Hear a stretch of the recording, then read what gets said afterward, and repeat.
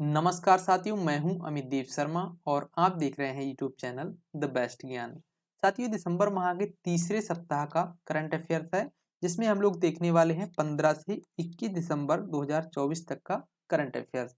तो इस वीडियो के अंदर आपको 30 प्लस प्रश्न देखने को मिलेंगे, जो कि परीक्षा की दृष्टि से अत्यंत महत्वपूर्ण है। तो चलिए बिना देर किए हुए वीडियो को शुरू करते हैं और देखते हैं पहला प्रश्न। प्रश्न रहेगा, भारत का पहला पहला सीमावर्ती सौर गांव मसाली बना है, यह किस राज्य में है? तो सही उत्तर है ऑप्शन सी, गुजरात में। तो गुजरात के बनासकांडा जिले का मसाली गांव जो है वो भारत का पहला सीमावर्ती सौर गांव बन गया है।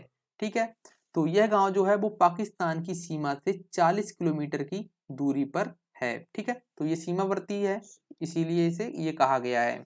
तो यहाँ की कुल आबादी की हम बात करें, जो 800 लोग हैं और जो अपनी 100% यानी 100% बिजली सौर ऊर्जा के माध्यम से पैदा करते हैं। इसीलिए इसे कहा गया है कि भारत का पहला सीमावर्ती सौर गांव। ठीक है, तो इस गांव में 199 छतों पर सौर पैनल लगे हुए हैं, जिनकी ऊर्जा क्षमता जो है वो 225.5 किलोवाट है। अब बात कर लेते हैं हम लोग गुजरात की। राजधानी है गांधीनगर और राज्यपाल हैं आचार्य देवव्रत। मुख्यमंत्री की बात करें तो यह है भूपेंद्र भाई पटेल। बढ़ते हैं आगे। प्रश्न है, पहले खो खो विश्व कप 2025 के ब्रांड एम्बेसडर के रूप में हाल ही में किसे नियुक्त किया गया है? काफी महत्वपूर्ण प्रश्न है साथियों। तो सही उत्तर होगा ऑप्शन डी, सलमान खान, जो कि आपको फोटो में दिख रहे हैं। ठीक है, तो फिल्म अभिनेता सलमान खान को भारतीय खो खो महासंघ द्वारा खो खो विश्व कप 2025 के ब्रांड एम्बेसडर के रूप में नियुक्त किया गया है। अच्छे से याद रखिएगा। ठीक है, तो खो खो विश्व कप 2025 का जो आयोजन है वो नई दिल्ली की मेजबानी में 13 जनवरी से 19 जनवरी 2025 के दौरान होगा। तिथि भी आपसे पूछी जा सकती है। अब हम लोग बात कर लेते हैं भारतीय खो खो महासंघ के बारे में। देखिए, इसकी स्थापना होती है 1956 में, मुख्यालय नई दिल्ली में है और अध्यक्ष की बात करें तो ये वर्तमान में है सुधांशु मित्तल। बढ़ते हैं आगे। प्रश्न है, 38वें राष्ट्रीय खेलों के लिए कौन सा शुभंकर हाल ही में लॉन्च किया गया है? तो सही उत्तर होगा ऑप्शन बी, मोनाल। जो आप ये फोटो में देख रहे हैं यही भाई शुभंकर है 38वें राष्ट्रीय खेलों का। ठीक है, तो उत्तराखंड के मुख्यमंत्री पुष्कर सिंह धामी द्वारा देहरादून के महाराणा प्रताप स्पोर्ट्स कॉलेज में 38वें राष्ट्रीय खेल 2025 के लिए शुभंकर, लोगो, जर्सी, गान और टैगलाइन का अनावरण यानी लॉन्च किया गया। तो शुभंकर के रूप में मोनाल, जिसे मौली भी बोलते हैं, जो उत्तराखंड का राजकीय पक्षी है या इससे प्रेरित है। ठीक है, याद रखिएगा। टैगलाइन की बात करें तो टैगलाइन है संकल्प से शिखर तक। राष्ट्रीय खेल 2025 का जो आयोजन है वो उत्तराखंड राज्य की मेजबानी में 28 जनवरी से 14 फरवरी 2025 तक होगा। तो तिथि आपको याद रखनी है और शुभंकर भी याद रखना है, और विशेष रूप से ये जो टैगलाइन दी गई है इसे भी आपको याद रखना है। बात करते हैं उत्तराखंड की। राजधानी है देहरादून, जो कि यहाँ की शीतकालीन राजधानी है, और दूसरी राजधानी है गैरसैंण, जो कि यहाँ की ग्रीष्मकालीन राजधानी है। राज्यपाल हैं जनरल गुरमीत सिंह और मुख्यमंत्री हैं पुष्कर सिंह धामी। बढ़ते हैं आगे। प्रश्न है, हिंदी भाषा के लिए किसे साहित्य अकादमी पुरस्कार 2024 प्रदान किया जाएगा? तो सही उत्तर है ऑप्शन ए, गगन गिल। ये जो तस्वीर में आप देख रहे हैं यही है हिंदी लेखिका गगन गिल। तो हिंदी लेखिका गगन गिल को उनकी कविता मैं जब तक आई बाहर के लिए हिंदी भाषा का साहित्य अकादमी पुरस्कार 2024 प्रदान किया जाएगा। आपको बता दूं, अंग्रेजी भाषा के लिए ईस्टर्न किरो को साहित्य अकादमी पुरस्कार के लिए चुना गया है। ठीक है, तो ये इसकी जो पूरी लिस्ट है वो मैंने एक अलग वीडियो बनाकर अपलोड कर दी है यूट्यूब पर। इसका लिंक मैंने डिस्क्रिप्शन में दे रखा है, तो वहां से आप सभी साहित्य पुरस्कार देख सकते हैं। ठीक है, और उन्हें नोट भी कर सकते हैं। बढ़ते हैं आगे। प्रश्न है, राष्ट्रीय तानसेन पुरस्कार 2023 से हाल ही में किसे सम्मानित किया गया? ऑप्शन डी सही होगा, स्वप्न चौधरी। तो तबला वादक हैं भाई स्वप्न चौधरी, जो ये फोटो में दिख रहे हैं यही है स्वप्न चौधरी। तो प्रसिद्ध तबला वादक पंडित स्वप्न चौधरी को वर्ष 2023 के तानसेन पुरस्कार से सम्मानित किया गया है।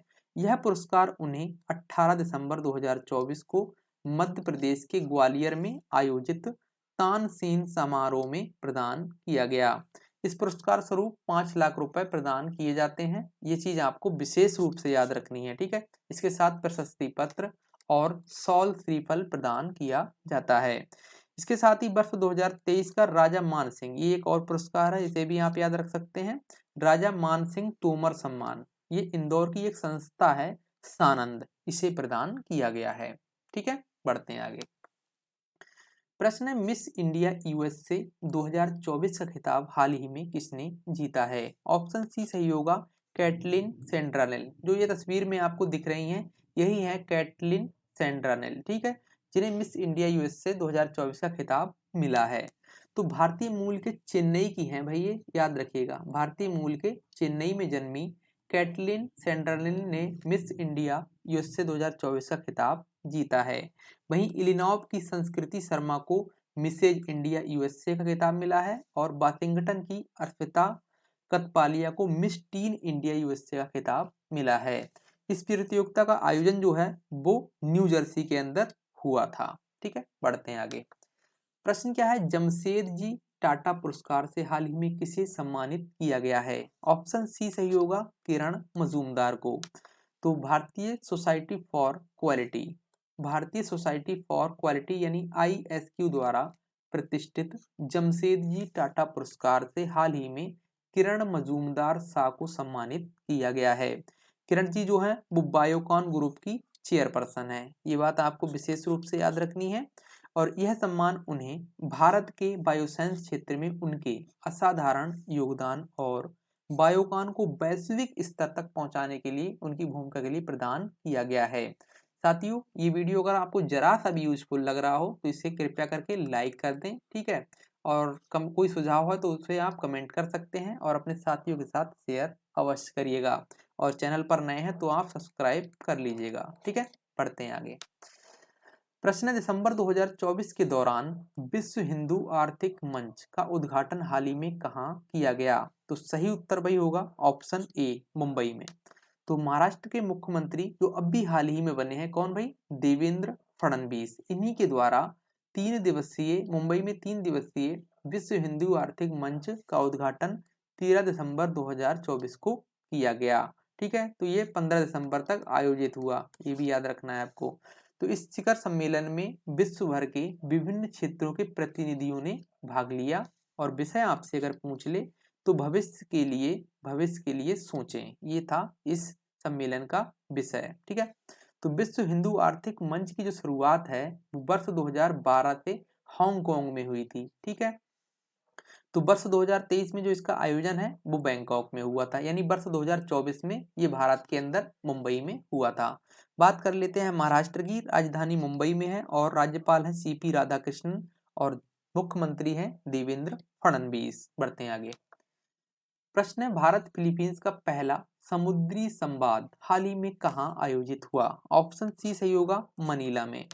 तो फिलीपींस के मनीला में 13 दिसंबर 2024 को दौरान भारत फिलीपींस समुद्री संवाद आयोजित हुआ। दोनों पक्षों ने मौजूदा समुद्री चुनौतियों पर अपने दृष्टिकोण का आदान प्रदान किया और तरीकों पर चर्चा की। अब जो इसके अगले दौर की वार्ता है वो नई दिल्ली में वर्ष 2025 में आयोजित करने पर सहमति दोनों देशों के बीच बन गई है, ठीक है। अब बात कर लेते हैं हम लोग फिलीपींस की, राजधानी मनीला में है और मुद्रा फिलीपीनी पेसो है और राष्ट्रपति हैं बोंगमोंग मार्कोस। बढ़ते हैं आगे। तो हाल ही में भारतीय रिजर्व बैंक ने बिना कोलेटरल यानी कोलेटरल बिना जमानत के, ठीक है, इसे आप लोग जमानत भी बोल सकते हैं, ठीक, जमानत के कृषि ऋण की सीमा 1.6 लाख रुपए से बढ़ाकर कितनी कर दी है? ऑप्शन बी सही होगा, 2 लाख। तो भारतीय रिजर्व बैंक ने बिना कोलेटरल यानी जमानत के कृषि ऋण की सीमा 1.6 लाख रुपए से बढ़ाकर इसे 2 लाख रुपए कर दिया है। यह जो है वो ये स्कीम जो है वो 1 जनवरी 2025 से प्रभावी हो जाएगी, ठीक है। तो इसे विशेष रूप से छोटे व सीमांत किसानों के लिए ऋण लेने में आसानी होगी। बात कर लेते हैं भारतीय रिजर्व बैंक की। स्थापना होती है 1 अप्रैल 1935 को, मुख्यालय मुंबई में है और वर्तमान गवर्नर जो कि हैं ये शक्तिकांत दास। शक्तिकांत दास नहीं साथियों, यहाँ पर संजय मल्होत्रा, जो कि अभी हाल ही में आरबीआई के नए गवर्नर बन गए हैं। ठीक है, इनका नाम है, तो यही है आरबीआई के गवर्नर, शक्तिकांत दास जी अब नहीं है। ठीक है, तो बढ़ते हैं आगे।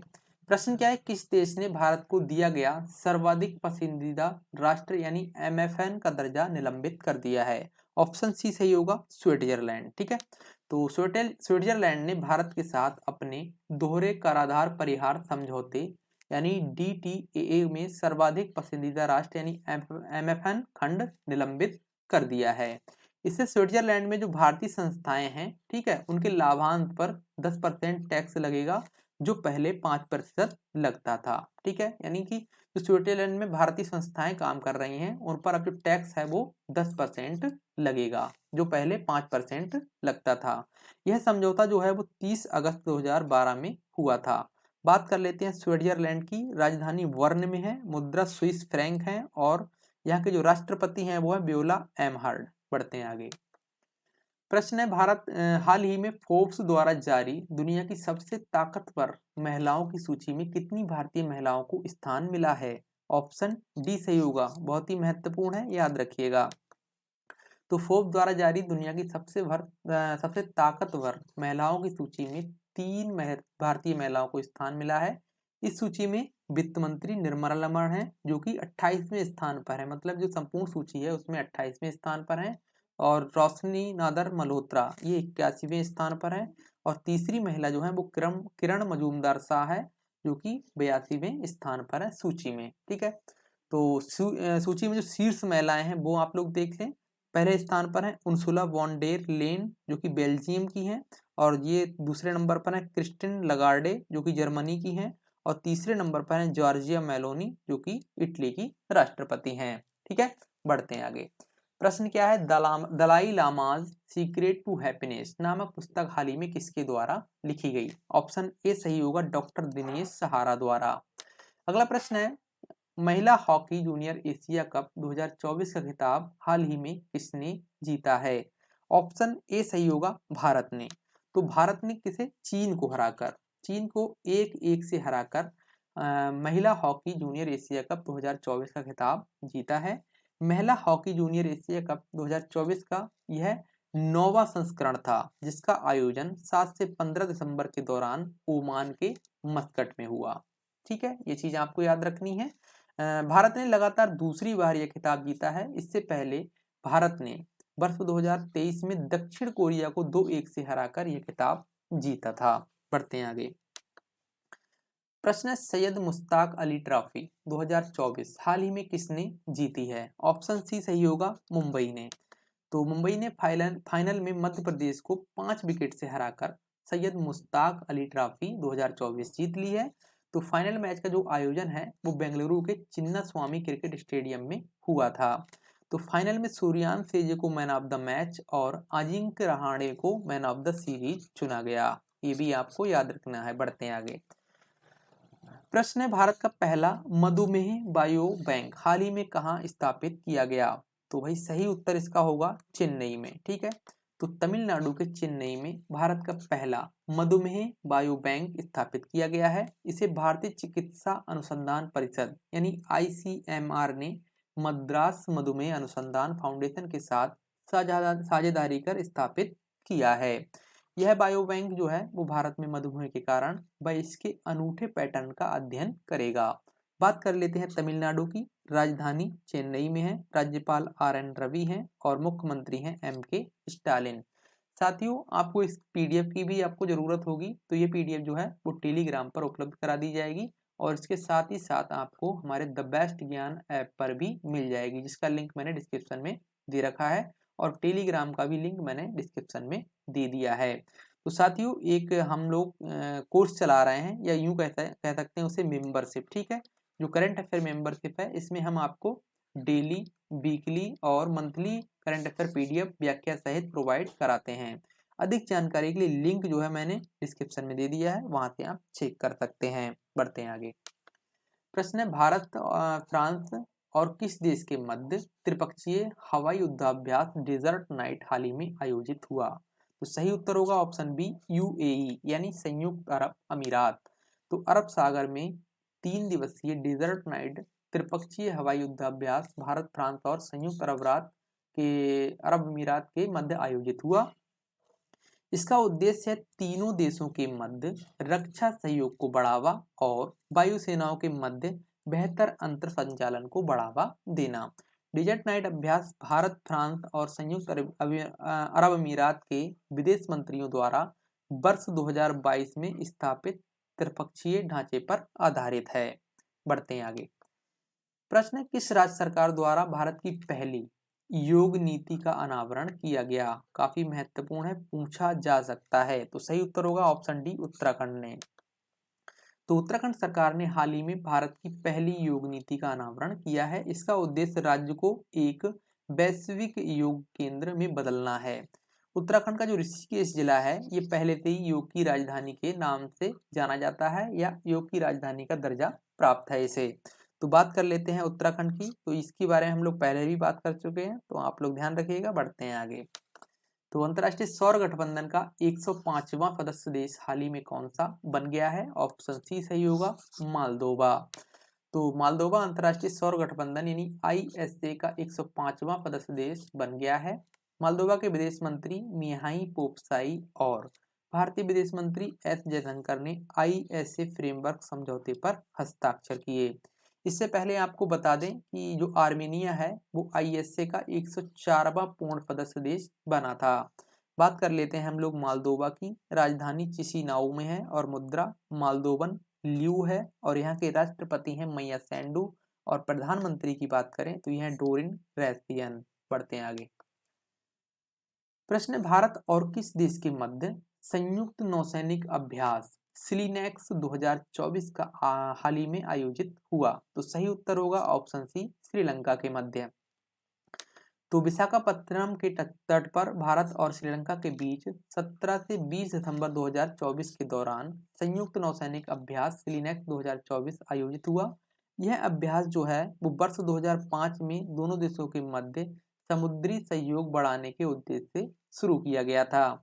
बात कर लेते हैं श्रीलंका की। तो राजधानी कहाँ पर है भाई? श्री जयवर्धनेपुरे कोट्टे, जो कि एक यहाँ की विधायी राजधानी है, और कोलंबो यहाँ की कार्यकारी और न्यायिक राजधानी है। बात करें राष्ट्रपति की तो ये है अनुराग कुमार दिसानायके और प्रधानमंत्री हैं हरनी अमर सूर्या। ये जो है श्रीलंका की दूसरी महिला राष्ट्रपति हैं। ठीक है, ये चीज आपको याद रखनी है। बात करें मुद्रा की तो यह श्रीलंकाई रुपया और संसद यहाँ की है श्रीलंका पार्लियामेंटुआ यानी पीपुल्स फ्रीडम अलायंस। बढ़ते हैं आगे। प्रश्न 10वें, अंतर्राष्ट्रीय वन मेले का आयोजन हाल ही में कहाँ हुआ? तो इसका आयोजन हुआ मध्य प्रदेश के अंदर। तो मध्य प्रदेश के भोपाल में 17 से 23 दिसंबर 2024 के दौरान 10वें अंतर्राष्ट्रीय वन मेले का आयोजन हुआ। इसका उद्घाटन जो है वो मुख्यमंत्री डॉक्टर मोहन यादव द्वारा किया गया। इस मेले में नेपाल, श्रीलंका, ऑस्ट्रेलिया के प्रतिनिधियों ने भाग लिया और यह मेला जो है वो वन क्षेत्र से जुड़े संग्राहकों, उत्पादकों, व्यापारियों, वैज्ञानिकों, प्रशासकों और नीति निर्माताओं के बीच चर्चा के लिए एक मंच प्रदान करेगा। विषय की बात करें तो विषय है लघु वनोपज के माध्यम से महिला सशक्तिकरण। बात कर लेते हैं मध्य प्रदेश की। राजधानी भोपाल में है जहां पर इस मेले का आयोजन हो रहा है या हुआ है। राज्यपाल है मंगू भाई छगन भाई पटेल और मुख्यमंत्री हैं डॉक्टर मोहन यादव। ठीक है, बढ़ते हैं आगे। प्रश्न है, प्रसिद्ध पर्यावरणविद तुलसी गौड़ का हाल ही में या तुलसी गौड़ा का हाल ही में देहांत हो गया। उन्हें किस वर्ष पद्मश्री सम्मान से सम्मानित किया गया था? ऑप्शन बी सही होगा 2021 में। तो प्रसिद्ध पर्यावरणविद तुलसी गौड़ा का 17 दिसंबर 2024 को 86 वर्ष की उम्र में देहांत हो गया। वर्ष 2021 में तत्कालीन राष्ट्रपति जी थे जो रामनाथ कोविंद जी, इनके द्वारा उन्हें पद्मश्री सम्मान से सम्मानित किया गया था।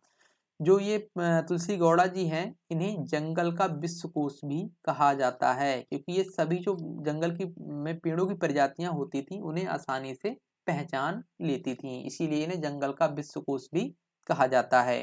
वह कर्नाटक राज्य के हुनाली गांव की रहने वाली थी। भाई गांव का नाम याद रख लीजिएगा, हुनाली गांव की रहने वाली थी। तुलसी गौड़ा जी ने 30,000 से अधिक वृक्ष लगाए, ठीक है, ये पेड़ लगाए और उनकी देखभाल की थी। बढ़ते हैं आगे। प्रश्न है, भारत का अपनी तरह का पहला कीटनाशक रोधी बॉडीसूट किसान कवच, इसे किसान कवच नाम दिया गया है, हाल ही में किसके द्वारा लॉन्च किया गया? ऑप्शन डी सही हो जाएगा यहाँ पर, जितेंद्र सिंह द्वारा। तो विज्ञान और प्रौद्योगिकी मंत्री हैं डॉक्टर जितेंद्र सिंह, इन्हीं के द्वारा भारत का अपनी तरह का पहला कीटनाशक रोधी बॉडीसूट किसान कवच हाल ही में लॉन्च किया गया। यह कवच जो है वो किसानों को कीटनाशकों के हानिकारक प्रभाव से बचाने के लिए डिजाइन किया गया है, जो कि धोने योग्य है, यानी इसे धोया भी जा सकता है। इस कवच को जैव प्रौद्योगिकी विभाग यानी डीबीटी की ब्रिक स्टेम रिसर्च टीम ने सेपियो हेल्थ प्राइवेट लिमिटेड के सहयोग से विकसित किया है। बढ़ते हैं आगे। प्रश्न है, भारत की किस परियोजना को सुरक्षा उत्कृष्टता के लिए स्वॉर्ड ऑफ ऑनर अवार्ड प्रदान किया गया है? तो सही ऑप्शन होगा श्री राम मंदिर अयोध्या परियोजना के लिए। तो ब्रिटिश सुरक्षा परिषद द्वारा किसके द्वारा दिया गया है? तो ये ब्रिटिश सुरक्षा परिषद द्वारा भारत के अयोध्या राम मंदिर परियोजना को प्रतिष्ठित स्वॉर्ड ऑफ ऑनर अवार्ड प्रदान किया गया है। यह अवार्ड राम मंदिर परियोजना को मंदिर निर्माण के दौरान कड़े सुरक्षा प्रोटोकॉल बनाए रखने के लिए दिया गया है। यह पुरस्कार जो है सुरक्षा प्रबंधन में सर्वोच्च पुरस्कारों में से एक है। बढ़ते हैं आगे। प्रश्न है, किस भारतीय गेंदबाज ने हाल ही में अंतर्राष्ट्रीय क्रिकेट से संन्यास लेने की घोषणा कर दी है? तो ऑप्शन सही होगा डी, यानी आर अश्विन, रविचंद्र अश्विन। तो भारत के दिग्गज स्पिनर हैं रविचंद्र अश्विन, इन्होंने अभी अंतर्राष्ट्रीय क्रिकेट से संन्यास की घोषणा कर दी है, यानी कि यह घरेलू जो क्रिकेट है वो खेलते रहेंगे। तो यह घोषणा जो है उन्होंने 18 दिसंबर 2024 को वार्डर गावस्कर ट्रॉफी के तीसरे टेस्ट मैच के ड्रा होने के बाद की थी। तो वह अंतर्राष्ट्रीय टेस्ट मैचों में अनिल कुंबले के बाद दूसरे सर्वाधिक विकेट लेने वाले गेंदबाज हैं। ये रिकॉर्ड भाई आपको याद रखना है। तो अनिल कुंबले ने जो है वो 106 मैचों में 619 विकेट लिए थे, जबकि आर अश्विन ने 537 विकेट लिए थे 106 मैचों में। ठीक है, तो दूसरे नंबर पर आते हैं भाई आर अश्विन।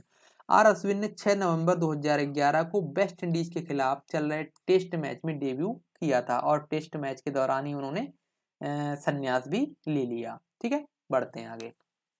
प्रश्न है, देश के किस शहर ने 1 जनवरी 2025 से भिखारियों को पैसा देने अथवा भिक्षा देना अपराध बनाया है? तो भाई काफी महत्वपूर्ण प्रश्न है, आप लोग अच्छे से याद रखिएगा। तो सही उत्तर होगा ऑप्शन डी, इंदौर ने। तो इंदौर जिला प्रशासन ने 1 जनवरी 2025 से भिखारियों को पैसा अथवा भिक्षा देना अपराध घोषित कर दिया है। अगर कोई व्यक्ति भीख देता पकड़ा गया तो उसके खिलाफ एफआईआर दर्ज होगी। तो भाई इंदौर में जो भी जाए वो कृपया करके इस नियम को जरूर ध्यान रखे, नहीं तो उसके खिलाफ एफआईआर दर्ज हो जाएगी। इसका उद्देश्य क्या है? उस शहर को भिखारी मुक्त बनाना। ठीक है, ये भी आपको याद रखना है। तो जिला प्रशासन की ओर से भारतीय नागरिक संहिता सुरक्षा की धारा 163 के तहत यह आदेश जो है वो जारी किया गया है। ये भी महत्वपूर्ण है। ठीक है, बढ़ते हैं आगे। तो प्रश्न है, भारतीय शिक्षाविद अरुण कपूर को किस देश ने शाही सम्मान से सम्मानित किया है? ऑप्शन डी सही होगा, भूटान ने। तो भूटान के राजा हैं जिग्मे खेसर नामग्याल, इन्होंने 170वें भूटानी राष्ट्रीय दिवस समारोह के दौरान भारतीय शिक्षाविद हैं अरुण कपूर को प्रतिष्ठित लाल दुपट्टा यानी रेड स्कार्फ और दासों की उपाधि से सम्मानित किया है। तो आपसे प्रश्न ये पूछा जा सकता है कि किस भारतीय को अभी हाल ही में दासों की उपाधि से सम्मानित किया गया है? भूटान की दासों की उपाधि से सम्मानित किया गया है। तो आंसर हो जाएगा भाई अरुण कपूर को। ठीक है, तो दासों की जो उपाधि है वो आमतौर पर भूटानी अधिकारियों के लिए ही दी जाती है, लेकिन कभी कभी क्या होता है कि ये विदेशी नागरिकों को भी दी जाती है, जैसे कि अभी अरुण कपूर जो भारतीय हैं इन्हें प्रदान की गई है। तो कपूर ने भूटान की शिक्षा प्रणाली में एक महत्वपूर्ण योगदान दिया है तथा वहां पर रॉय एकेडमी स्कूल की भी स्थापना की है। इसके अलावा भूटान बैकलॉरिएट का विकास किया है। बात कर लेते हैं भूटान की। राजधानी यहाँ की है थिम्पू में और मुद्रा है भूटानी नुकुलट्रुम और यहाँ के शासक हैं जिग्मे खेसर नामग्याल वांगचुक और प्रधानमंत्री हैं शेरिंग तोब्गे। बढ़ते हैं आगे। प्रश्न है, हाल ही में जारी हॉकी रैंकिंग में भारतीय पुरुष हॉकी टीम कौन से स्थान पर रही है? ऑप्शन सी सही हो जाएगा भाई, 5वें स्थान पर। तो अंतर्राष्ट्रीय हॉकी महासंघ द्वारा 19 दिसंबर 2024 को जारी हॉकी रैंकिंग में भारतीय पुरुष जो हॉकी टीम है वो 5वें स्थान पर रही है। वहीं महिला हॉकी टीम जो है भारत की वो 9वें स्थान पर रही है। देख लेते हैं रैंकिंग में शीर्ष टीमें। तो पुरुष की वर्ग में देखें तो ये है नीदरलैंड पहले स्थान पर, इंग्लैंड दूसरे स्थान पर, बेल्जियम तीसरे स्थान पर, जर्मनी चौथे स्थान पर, वहीं भारत 5वें स्थान पर रहा है। पुरुष टीम की बात हुई है। अब देख लेते हैं महिला टीम में कौन शीर्ष पर रहा है। तो इसमें भी नीदरलैंड की टीम जो है वो शीर्ष पर रही है, दूसरे स्थान पर अर्जेंटीना, तीसरे स्थान पर बेल्जियम, चौथे स्थान पर जर्मनी है और 5वें स्थान पर ऑस्ट्रेलिया की महिला हॉकी टीम रही है। अब बात कर लेते हैं भाई, अंतर्राष्ट्रीय हॉकी महासंघ की स्थापना 7 जनवरी 1924 को होती है। मुख्यालय लुसाने स्विट्जरलैंड में है और इसके अध्यक्ष हैं वर्तमान में तैयब इकराम। बढ़ते हैं आगे। प्रश्न, हाल ही में यात्रा और पर्यटन विकास सूचकांक 2024 में भारत कौन से स्थान पर रहा है? तो ऑप्शन सी सही होगा, 39वें स्थान पर। तो विश्व आर्थिक मंच, देखिए बहुत जरूरी है कि किसके द्वारा जारी किया गया सूचकांक। तो विश्व आर्थिक मंच यानी WEF द्वारा 19 दिसंबर 2024 को जारी यात्रा और पर्यटन विकास सूचकांक 2024 में 119 देशों की सूची में भारत जो है वो 39वें स्थान पर रहा है। पिछले वर्ष जो भारत है वो इस सूचकांक में 54वें स्थान पर था। वहीं शीर्ष पर जो है वो इस वर्ष संयुक्त राज्य अमेरिका रहा है और अंतिम स्थान पर माली रहा है। देखिए बात यहाँ पर आई है विश्व आर्थिक मंच की। तो इसकी स्थापना होती है 24 जनवरी 1971 को। मुख्यालय कोलोग्नी स्विट्जरलैंड में है और अध्यक्ष हैं बोर्गे ब्रेंडे। बढ़ते हैं आगे। प्रश्न है, प्रसिद्ध तबला वादक जाकिर हुसैन का हाल ही में देहांत हो गया। उन्हें किस वर्ष पद्म विभूषण सम्मान से सम्मानित किया गया था? तो सही उत्तर होगा भाई ऑप्शन सी, 2023 में। तो प्रसिद्ध तबला वादक जो है जाकिर हुसैन, इनका अभी 15 दिसंबर 2024 को देहांत हो गया। देखिए ये जो तस्वीर में दिख रहे हैं यही हैं जाकिर हुसैन जी, जिनका अभी हाल ही में देहांत हो गया। तो 15 दिसंबर को इलाज के दौरान सैन फ्रांसिस्को कैलिफोर्निया USA में उनका देहांत हो गया और उन्हें वर्ष 2023 में भारत के दूसरे सबसे बड़े सम्मान पद्म विभूषण से सम्मानित किया गया था। उनकी जन्म की बात करें तो 9 मार्च 1951 में मुंबई महाराष्ट्र में हुआ था। तो देख लेते हैं हम लोग जाकिर हुसैन जी को मिले अन्य पुरस्कार। तो इन्हें पद्मश्री मिला था 1998 में और इससे बाद में मिला था पद्म विभूषण जो है वो 2002 में मिला था और पद्म विभूषण की तो बात हो ही रही है, ये 2023 में मिला था। और इन्हें संगीत नाटक अकादमी पुरस्कार भी प्रदान किया गया था जो कि 1990 में मिला था। इसके बाद इन्हें ग्रैमी अवार्ड भी दिया गया था 2024 में पास्तो के लिए। ठीक है, पास्तो के लिए best global music performance award मिला था। तो ये इनके प्रमुख अवार्ड थे। ठीक है, इन्हें भी आप याद रखिएगा, काफी फेमस तबला वादक थे तो इसलिए काफी महत्वपूर्ण प्रश्न है, ये ध्यान रखिएगा। बढ़ते हैं आगे। प्रश्न, ओम प्रकाश चौटाला का हाल ही में देहांत हो गया, वह किस राज्य के पूर्व मुख्यमंत्री थे? तो ऑप्शन बी सही होगा, तो ये हरियाणा के पूर्व मुख्यमंत्री थे।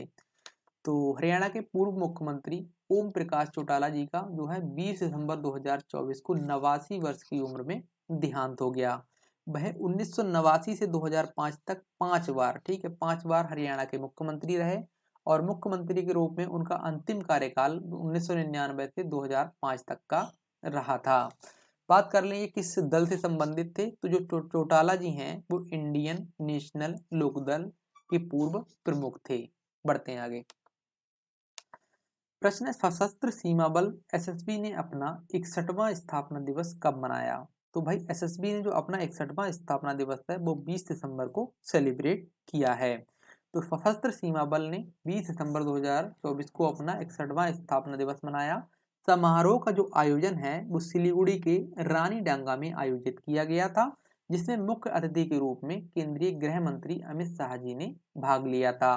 बात कर लेते हैं सशस्त्र सीमा बल की। स्थापना होती है 20 दिसंबर को, 20 दिसंबर 1963 को। मुख्यालय नई दिल्ली में है और अध्यक्ष हैं अमृत मोहन प्रसाद। साथियों, अभी तक आपने इस वीडियो को लाइक नहीं किया है तो लाइक ज़रूर कर लें और चैनल पर नए हैं तो सब्सक्राइब कर लीजिएगा और वीडियो पसंद आता है तो इसे अपने साथियों के साथ शेयर भी कर दीजिएगा। ठीक है, कोई सुझाव है तो उसे आप कमेंट कर सकते हैं। ठीक है, तो बढ़ते हैं आगे। प्रश्न है, राष्ट्रीय ऊर्जा संरक्षण दिवस किस तिथि को मनाया जाता है? तो सही उत्तर होगा ऑप्शन सी 14 दिसंबर को। तो लोगों को ऊर्जा बचाने के लिए प्रोत्साहित करने के साथ साथ ग्लोबल वार्मिंग और जलवायु परिवर्तन के बारे में जागरूकता बढ़ाने के उद्देश्य से प्रत्येक वर्ष 14 दिसंबर को राष्ट्रीय ऊर्जा संरक्षण दिवस के रूप में मनाया जाता है। थीम की बात करें तो थीम है पावरिंग सस्टेनेबिलिटी एवरी वाट काउंट्स, ये थीम है भाई, ध्यान रखिएगा। और पहली बार ये दिवस जो है वो 1991 में मनाया गया था। इस दिवस का आयोजन जो है वो ऊर्जा दक्षता ब्यूरो द्वारा किया जाता है। बढ़ते हैं आगे। प्रश्न है, विजय दिवस किस तिथि को मनाया जाता है? ऑप्शन ए सही होगा 16 दिसंबर को। तो 1971 में हुए पाकिस्तान भारत युद्ध में भारतीय सेना की जीत की याद में प्रत्येक वर्ष 16 दिसंबर को विजय दिवस के रूप में मनाया जाता है। पाकिस्तान ने 3 दिसंबर 1971 को 11 भारतीय हवाई अड्डों पर जो है वो हमला किया था। उसके बाद 13 दिन तक भारत पाक युद्ध हुआ जिसमें भारतीय सेना जीती थी। और पाकिस्तान के सेना प्रमुख हैं जनरल अमीर अब्दुल्ला खान नियाजी ने अपने सैनिकों के साथ भारतीय सेना के सामने घुटने टेक कर आत्मसमर्पण किया था। ये बात आपको याद रखनी है, इसी की याद में ये विजय दिवस मनाया जाता है 16 दिसंबर को। ठीक है, और उस दौरान जो भारत की प्रधानमंत्री थी वो थी इंदिरा गांधी। बढ़ते हैं आगे। प्रश्न है, अंतर्राष्ट्रीय प्रवासी दिवस किस तिथि को मनाते हैं? तो सही उत्तर होने वाला है ये ऑप्शन ए 18 दिसंबर को, यानी अंतर्राष्ट्रीय प्रवासी दिवस जो है वो 18 दिसंबर को मनाया जाता है। तो विश्व भर में प्रवासियों की दुर्दशा के बारे में जागरूकता बढ़ाने के उद्देश्य से प्रत्येक वर्ष 18 दिसंबर को अंतर्राष्ट्रीय प्रवासी दिवस के रूप में मनाया जाता है। संयुक्त राष्ट्र महासभा द्वारा 4 दिसंबर 2000 को यह दिवस घोषित किया गया था। देखिए, वर्ष 2024 की थीम की बात करें तो थीम है honouring the contribution of migrants and respecting their rights, ये है थीम भाई। बढ़ते हैं आगे। प्रश्न है, गोवा मुक्ति दिवस किस तिथि को मनाया जाता है? तो सही उत्तर होगा ऑप्शन बी 19 दिसंबर को। तो प्रत्येक वर्ष 19 दिसंबर को गोवा मुक्ति दिवस के रूप में मनाया जाता है। 19 दिसंबर 1961 को भारतीय सशस्त्र बलों द्वारा पुर्तगालियों को हराकर गोवा को मुक्त कराया गया था। इसी की याद में यह दिवस मनाया जाता है। तो भारतीय सेना ने 18 दिसंबर 1961 को ऑपरेशन विजय शुरू किया था। देखिए, ये भी आपसे पूछा जा सकता है कि गोवा को मुक्त कराने के लिए कौन सा ऑपरेशन शुरू किया गया था? तो ये ऑपरेशन विजय शुरू किया गया था। इसके तहत 19 दिसंबर 1961 को 36 घंटे के ऑपरेशन के बाद गोवा को पुर्तगालियों से मुक्त करा लिया गया था। बढ़ते हैं आगे। प्रश्न है, अल्पसंख्यक अधिकार दिवस किस तिथि को मनाते हैं? तो भाई ये दिवस जो है वो 18 दिसंबर को मनाया जाता है। कब मनाते हैं भाई? 18 दिसंबर को मनाते हैं। तो देश के अल्पसंख्यक समुदाय के लोगों के अधिकारों की रक्षा व जागरूकता फैलाने के उद्देश्य से प्रत्येक वर्ष 18 दिसंबर को अल्पसंख्यक अधिकार दिवस के रूप में मनाया जाता है। ठीक है, तो यह दिवस जो है पहली बार 2013 में मनाया गया था। इस दिवस का आयोजन जो है वो राष्ट्रीय अल्पसंख्यक आयोग द्वारा किया जाता है। देखिए, यहाँ पर बात आई है राष्ट्रीय अल्पसंख्यक आयोग की, इसके बारे में जानते हैं। तो इसकी स्थापना 1992 में हुई थी और वर्तमान अध्यक्ष हैं इकबाल सिंह लालपुरा। ठीक है, नाम याद रखिएगा। बढ़ते हैं आगे। तो साथियों, ये थी दिसंबर माह के तीसरे सप्ताह की करंट अफेयर्स। उम्मीद करते हैं आपको काफी पसंद आया होगा और क्वेश्चंस का लेवल जो है वो काफी मैंने अच्छा रखा था। ठीक है, इसमें केवल 30 प्लस ही प्रश्न शामिल किए गए थे, जबकि देखा जाए तो एक सप्ताह में 60 प्लस प्रश्न जो है वो मैं बनाता हूँ और सभी स्टूडेंट को उपलब्ध भी होते हैं, जो आप मेंबरशिप के थ्रू प्राप्त कर सकते हैं। ठीक है, मेंबरशिप में क्या होता है साथियों, इसमें आपको डेली करंट अफेयर्स प्रोवाइड होता है। ठीक है, विद डिटेल्स में। ठीक है, डिटेल्स में प्रोवाइड होता है। उसके अलावा वीकली और मंथली और इसके बाद ईयरली करंट अफेयर्स भी प्रोवाइड किया जाता है, जो कि डिटेल्स में होता है और इसके अलावा वन लाइनर में भी होता है। और इसके बाद शाम को रोज टेस्ट होता है डेली का। ठीक है, टेस्ट होता है ऐप पर। ठीक है, तो आप लोग बेहतर तैयारी के लिए हमारी मेंबरशिप प्रोग्राम को ज्वाइन कर सकते हैं। ठीक है, आपको एक जगह ही सभी कुछ मिल जाएगा, पीडीएफ, टेस्ट, ठीक है, दोनों चीजें मिल जाएंगी। और वन लाइनर पीडीएफ कई तरह का होता है, आपको करंट अफेयर्स बिल्कुल तैयार हो जाएगी। ठीक है, तो मिलेंगे नेक्स्ट वीडियो में साथियों, तब तक के लिए धन्यवाद। जय हिंद।